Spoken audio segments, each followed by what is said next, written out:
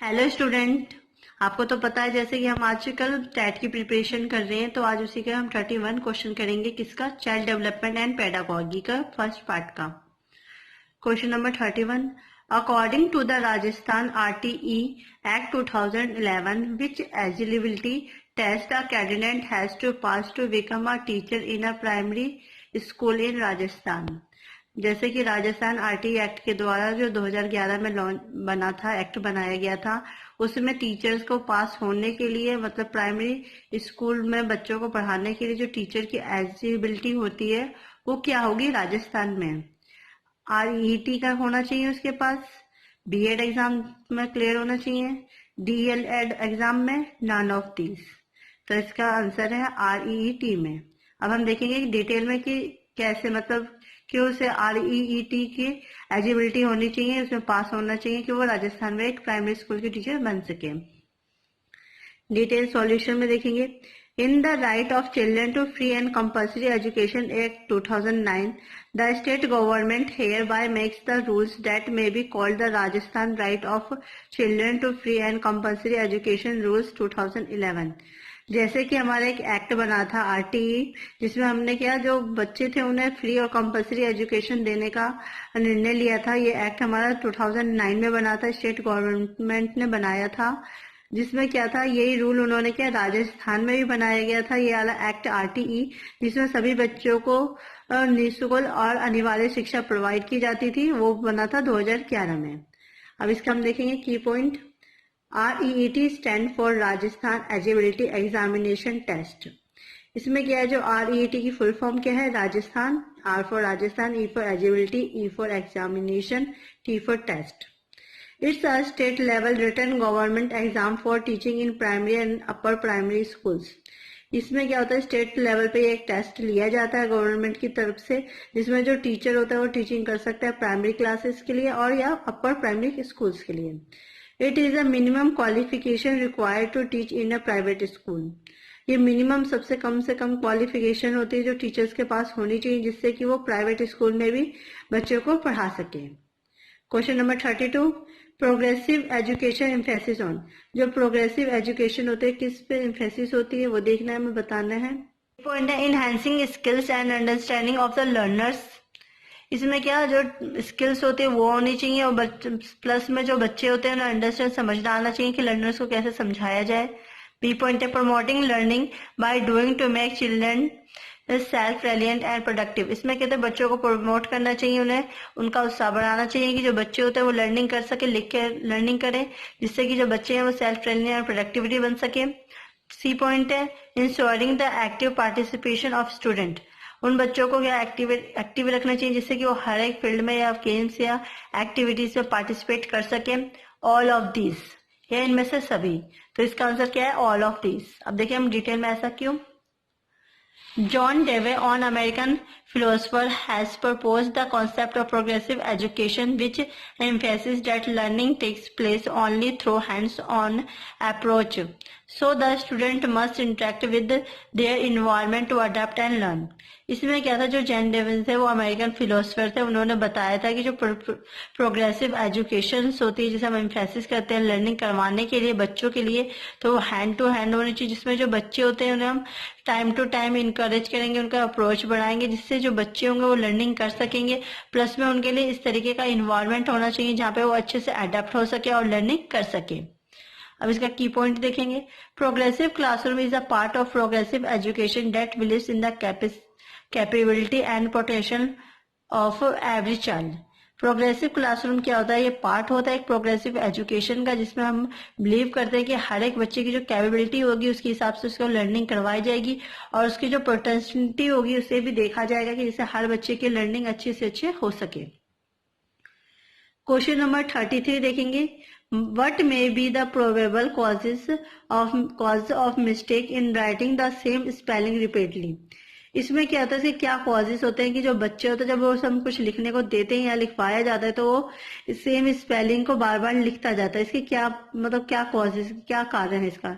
Learning disability, low vision, tendency to commit mistake या low intelligence. तो इसका answer है लर्निंग डिसेबिलिटी, मतलब उसकी जब लर्निंग डिसेबिलिटी होगी, लर्निंग अच्छे से नहीं कर पाएगा तो उसे वर्ड्स की पहचान नहीं होगी और वो एक ही वर्ड्स को बार बार लिखता जाएगा और उसे रिपीट करता जाएगा। डिटेल में देखेंगे ऐसा क्यों। A great variety of language and speech difficulties occur among primary school children. इसमें क्या होता है, जब हम बच्चों को लर्निंग करवाते हैं तो इसमें क्या है, बच्चों को हम लैंग्वेज भी सिखाने की कोशिश करते हैं, प्लस में स्पीच बोलते भी हैं, जिससे कि बच्चा वो वर्ड्स को समझ के उसे लिख सके।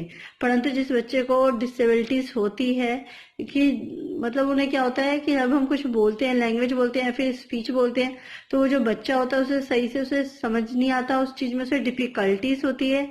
इस वजह से क्या होता है, जो वो वर्ड्स को लिखता है वो उसे रिपीटली एक ही वर्ड्स को 2-3 बार लिखने लगता है। Some of these children are just slow to develop while some may have physical or intellectual defects। इसमें क्या होता है, इस तरह के जो बच्चे होते हैं बहुत ही स्लो उसका डेवलप होता है, उसके जो लर्निंग स्किल्स होते हैं, मेंटल एबिलिटी होती है बहुत ही स्लो डेवलप होती है, वाइल जबकि उसकी जो फिजिकल और इंटेलेक्चुअल जो वो उसकी ग्रोथ अच्छी तरीके से होती है, परंतु जो उसकी जो लर्निंग डिसेबिलिटी होती है वो अच्छे तरीके से नहीं हो पाती। Question 34, individual differences occur among children due to. Individual जो डिफरेंसेस है वो हम देखेंगे बच्चों को क्यों होती है। Heredity only, environment only, growth या कॉम्बिनेशन ऑफ फर्स्ट टू। जो हमारे इंडिविजुअल डिफरेंसेस होते हैं इसमें जो बच्चे होते हैं उसमें क्या होता है, हेरिडिटी के साथ साथ जो इन्वायरमेंट होता है उसका भी इफेक्ट होता है उनकी जो डेली लाइफ रूटीन पे या फिर उनकी लाइफ पे। क्या होता है, हेरिडिटी और इन्वायरमेंट दोनों का ही अच्छा रोल होता है। जैसे कि individual differences refer to the extent and kind of variations or similarities among people on some of the important psychologically aspects such as intellectual personality, interest and aptitude।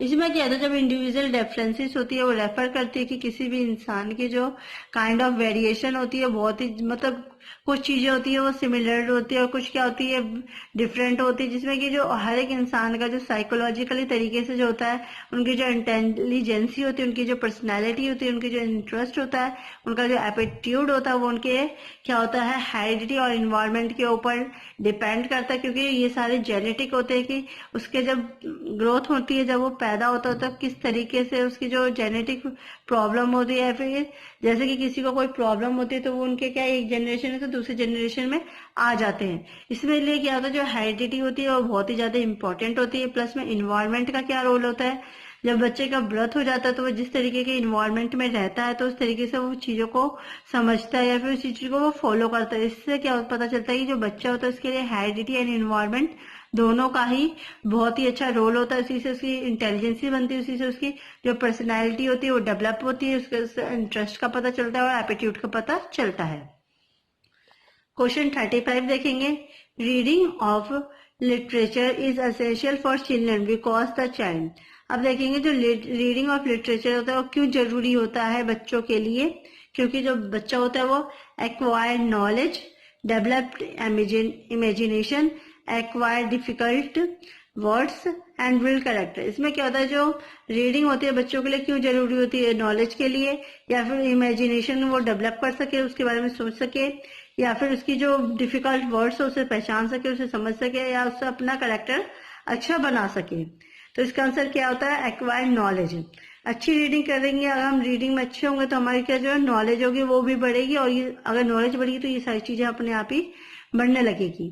अब हम देखेंगे children literature includes all the literature which has been written keeping in mind the mental level of the children.